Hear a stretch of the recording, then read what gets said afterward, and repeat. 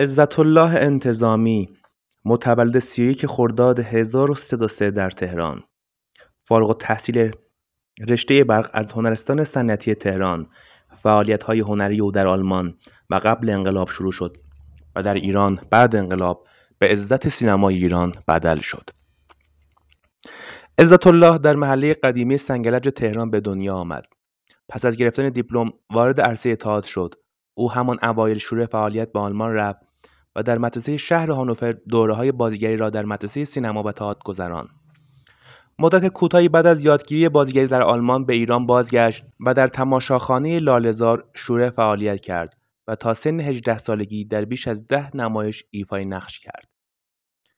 از سال 39 با تئاترخانه اجاری کارگردانی خود را همزمان با بازیگری در تئاتر شروع کرد و تا سال 57 با بیش از 400 نمایش تئاتری و تلویزیونی فعالیت جدی در این عرصه داشت.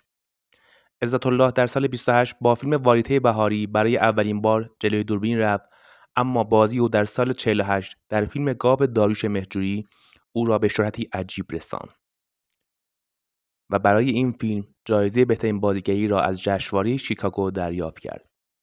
انتظامی در فیلم گاو در نقش مشحسن در فراق قاب خود می‌نالید و همزاد پنداری می‌کرد. بازی او در این فیلم نقطه عطف و تحولی شگرف در تاریخ بازیگری سینمای ایران ایجاد کرد.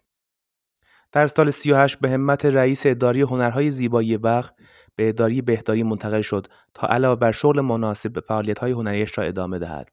در سال 48 وقتی 45 ساله بود بدون کنکور وارد دانشگاه تهران در رشته تئاتر شد و لیسانس گرفت. پس از فراغت به مدت 1 سال در دانشگاه تهران و دانشگاه الزهرا فعلی تئاتر تدریس می‌کرد.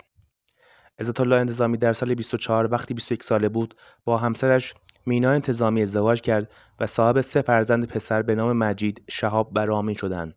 مجید انتظامی آهنگساز و نوازنده معروف است. همسرش مینا انتظامی در سال 89 دار فانی را ودا گفت. در جشن انجمن منتقدان و نویسندگان سال 96 جمشید مشایخی در اعتراض به نشان دادن تصویر عزت‌الله انتظامی در تیزر معروف این جشنواره به روی صحنه رفت و با انتقاد تند گفت فقط یک هنرپیشه دارید، بقیه بازیگر نیستند. او پا رو فراتر گذاشت و گفت او آن موقع جلوی شهربانو فرح تنبک میزد و حالا خانه‌اش را وقف میکند. گفته می شود این اختلاف کهنه از سال 43 بین این دو زمانی که عزت‌الله انتظامی به عضویت اداره تئاتر درآمده شروع شد و اختلاف سلیقه‌اش با مشایخی موجب شده کمتر به تئاترهای او در آن دوره بها داده شود. همین اختلاف رفته رفته بزرگ شد تا این مشکل پدید آمد. عزت‌الله انتظامی بین اهالی سینما و تلویزیون به آقای بازیگر مشهور است و عده‌ای او را عزت سینمای ایران می‌داند، اما خودش میگوید من فقط عزت‌الله انتظامی‌ام.